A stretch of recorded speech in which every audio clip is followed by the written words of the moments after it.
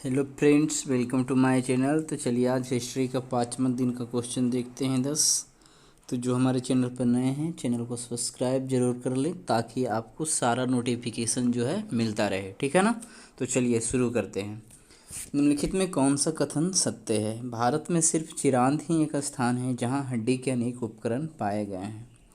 दूसरा है संभवतः तांबे का सर्वप्रथम प्रयोग लगभग 5000 ईसा पूर्व में किया गया। तो ध्यान देना है कि यहाँ पे ये जो भी है दोनों नवपाषाण कालिक युग का कथन है। तो पहला भी सही है और दूसरा भी सही है, इसीलिए 1 और 2 सही है। तो ऑप्शन सी आंसर हो जाएगा।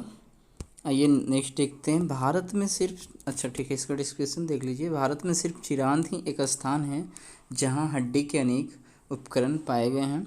संभवतः तांबे का सर्वप्रथम प्रयोग लगभग 5000 ईसा पूर्व में किया गया। इसका प्रमाण अत्तिरम्पक्कम से प्राप्त तांबे की कुल्हाड़ी है। दूसरा देखते हैं। निम्नलिखित में से कौन सा कथन सत्य है? ताम्रपाषाण युगीन मानव ने भारत में पहली बार शहरी सभ्यता की स्थापना की थी। तकनीकी दृष्टि से ताम्रपाषाण अवस्था हड़प्पा की कांस्य युगीन संस्कृति से पहले की है, परंतु काल क्रमानुसार भारत में हड़प्पा की कांस्य संस्कृति पहले और अधिकांश ताम्रपाषाण युगीन संस्कृति बाद में आती है। मालवा मृद्भांड ताम्रपाषाण मृद्भांडों में उत्कृष्टतम माना गया है। तो ध्यान देना है कि कौन सा कथन सत्य है ये ढूंढना है। तो 2, 3 और 4 सही है और पहला गलत है। तो आंसर होगा 2, 3 और 4, ऑप्शन ए।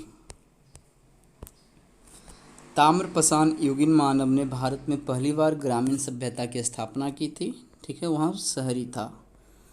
तकनीकी दृष्टि से ताम्रपाषाण अवस्था हड़प्पा की कांस्य युगीन संस्कृति से पहले की है, लेकिन भारत में बात किया जाए तो परंतु काल क्रमानुसार भारत में हड़प्पा की कांस्य संस्कृति पहले और अधिकांश ताम्रपाषाण युगीन संस्कृति बाद में आती है।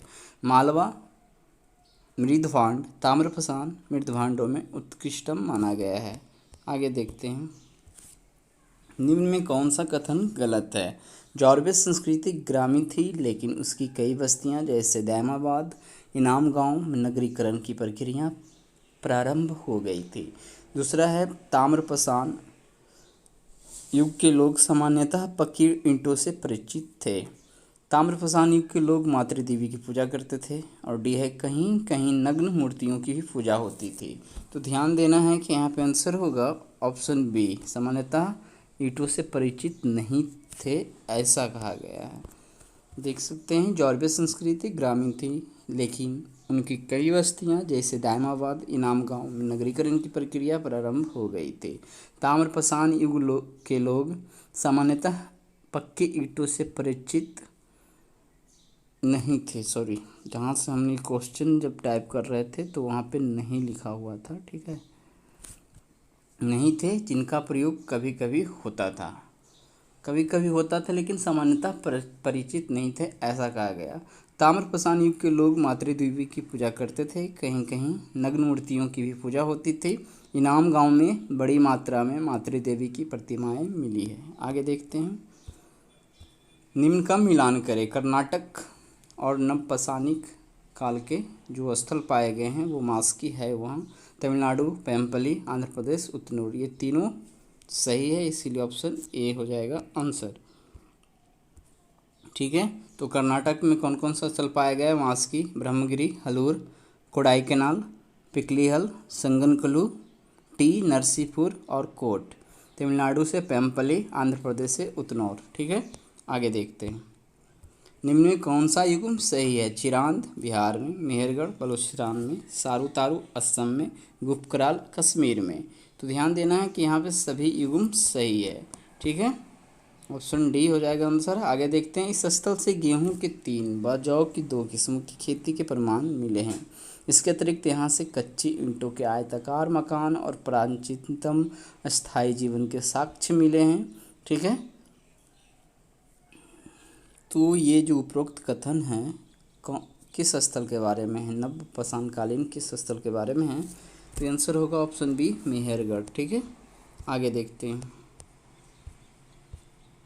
गंगा नदी के दक्षिण में विंध्य क्षेत्र के उत्खनन से गोलाकार झोपड़ियों के प्रमाण मिले हैं।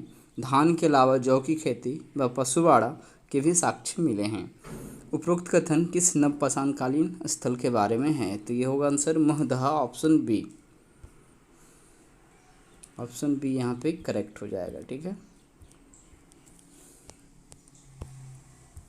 निम्न में से नवपाषाणकालीन स्थल कौन सा है जहाँ से कपड़े के निर्माण का प्रथम साक्ष्य मिला है? उतनूर, कालीबंगा, पैम्पली, तकालकोट। तो आंसर होगा ऑप्शन सी, पैम्पली। ठीक है, आगे देखते हैं। निम्नलिखित में से कौन सा कथन सत्य है? दक्षिणी पूर्वी राजस्थान में दो पुरास्थल, पहला आहार और दूसरा गिलुंद प्रमुख है।